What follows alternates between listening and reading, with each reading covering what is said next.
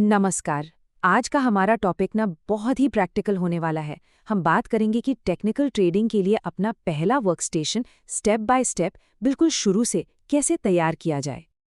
अक्सर ये होता है, सारी थ्योरी तो पढ़ ली, सब कुछ सीख लिया, लेकिन जब असल में ट्रेड करने की बारी आती है तो एकदम ब्लैंक हो जाते हैं। समझ ही नहीं आता कि भाई शुरू कहाँ से करें। इसे एनालिसिस पैरालिसिस भी कहते हैं और ये नए ट्रेडर्स के लिए एक बहुत ही आम बात है। तो आज हमारी कोशिश बस इसी गैप को भरने की है। हम थ्योरी से निकलकर सीधे प्रैक्टिकल में उतरेंगे और एक ऐसा सिस्टम बनाएंगे जो आपका अपना पर्सनल ट्रेडिंग कमांड सेंटर होगा। तो ये रहा हमारा आज का रोड मैप। हम ज़रूरी टूल्स से शुरू करेंगे, फिर अपने चार्ट्स को सेट करना सीखेंगे, स्टॉक्स की अपनी एक दुनिया बनाएंगे और ट्रेड्स ढूंढने के लिए एक डेली रूटीन सेट करेंगे। हाँ, स्कैल्पिंग पर भी थोड़ी बात करेंगे और आखिर में इन सबको मिलाकर एक ट्रेडिंग ब्लूप्रिंट तैयार करेंगे। ठीक है, तो चलिए पहले और सबसे बुनियादी कदम से शुरू करते हैं, यानी काम के लिए सही औजार, जो है चार्टिंग सॉफ्टवेयर और डेटा फीड्स। इसे समझने का एक बहुत ही आसान तरीका है। सोचिए कि आपका चार्टिंग सॉफ्टवेयर एक डीवीडी प्लेयर है और डेटा फीड्स वो हैं डीवीडीज। अब फिल्म देखने के लिए प्लेयर और डीवीडी दोनों चाहिए ना? बस वैसे ही चार्ट्स देखने के लिए सॉफ्टवेयर और डेटा दोनों ही जरूरी हैं। एक के बिना दूसरा अधूरा है। अच्छा, तो इस सेटअप के लिए दो मेन रास्ते हैं। पहला, आप सॉफ्टवेयर और डेटा अलग अलग खरीदें। इसमें सॉफ्टवेयर पर एक बार में करीब 25 से 30 हज़ार का खर्च आएगा और डेटा का सालाना खर्च 15 से 25 हज़ार तक हो सकता है।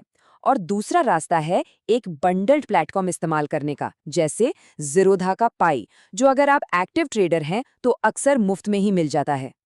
और देखिए, एक इंटीग्रेटेड प्लेटफॉर्म के फायदे बहुत हैं। आपको चार्टिंग और डेटा एक ही पैकेज में मिलते हैं। 80 से ज़्यादा इंडिकेटर्स होते हैं। अपनी स्ट्रैटेजी बनाकर उसे बैक टेस्ट कर सकते हैं। पैटर्न रिकग्निशन का फीचर होता है और सबसे बढ़िया, आप सीधे चार्ट से ही ट्रेड कर सकते हैं। ये सब एक नए एनालिस्ट के लिए बहुत बहुत फायदेमंद है।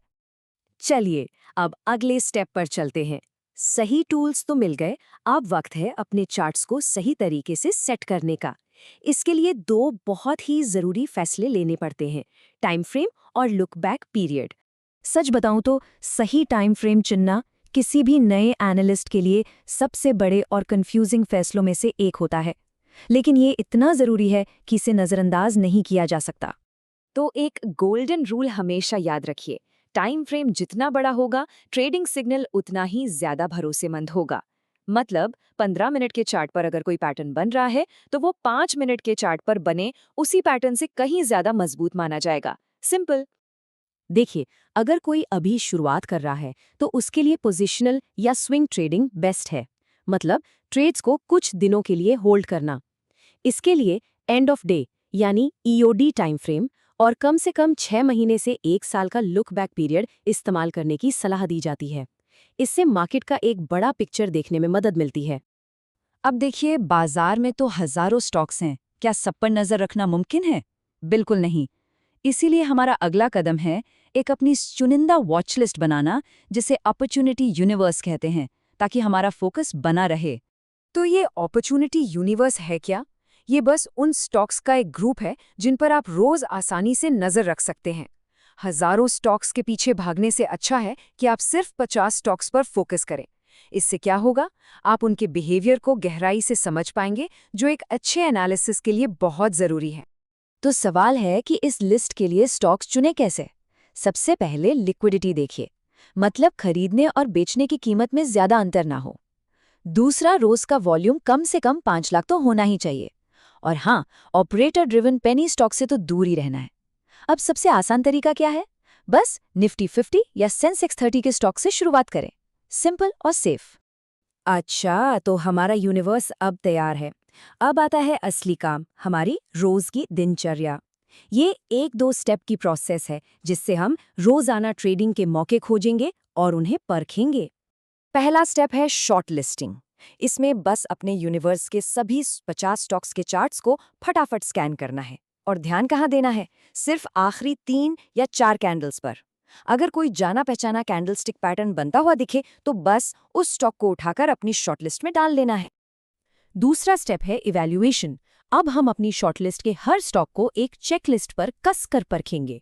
क्या पैटर्न एकदम टेक्स्ट बुक जैसा है? क्या उससे पहले का ट्रेंड सही है, बुलिश पैटर्न के लिए डाउन ट्रेंड और बेरिश के लिए अप ट्रेंड?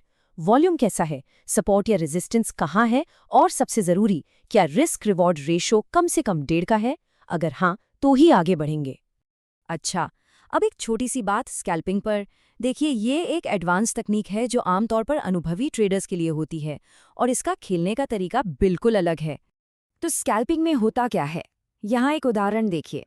सुबह 10:15 पर इन्फोसिस के 1000 शेयर 3980 पर बेचे और ठीक 10 मिनट बाद 10:25 पर उन्हें 3976 पर वापस खरीद लिया। मतलब एक छोटे से प्राइस मूव से बड़ी क्वांटिटी के साथ कुछ ही मिनटों में प्रॉफिट कमा लिया जाता है। ठीक है, तो इन सारी बातों को अब एक साथ जोड़कर एक फाइनल ट्रेडिंग ब्लूप्रिंट तैयार करते हैं। यहाँ वो सारी ज़रूरी बातें हैं जो इस पूरे सिस्टम की नींव हैं। तो शुरुआत करने के लिए ये रही आपकी चेकलिस्ट। एक अच्छा चार्टिंग सॉफ्टवेयर लीजिए, पोजिशनल ट्रेडिंग के लिए ईओडी चार्ट से शुरू कीजिए, कम से कम 6 महीने का लुक बैक पीरियड रखिए, निफ्टी 50 से अपना अपॉर्चुनिटी यूनिवर्स बनाइए और रोज़ बिना भूले उस 2 स्टेप वाली स्काउटिंग प्रोसेस को फॉलो कीजिए। और हाँ, सबसे ज़रूरी, धैर्य और अनुशासन। और आखिर में ये एक बात हमेशा याद रखिएगा, एक अच्छा सिस्टम सिर्फ ये नहीं बताता कि ट्रेड कब लेना है, बल्कि ये भी सिखाता है कि कब ट्रेड नहीं लेना है। और ये फैसला करना कि आज ट्रेड नहीं करना, ये अपने आप में एक बहुत बड़ा और समझदारी भरा ट्रेडिंग निर्णय है।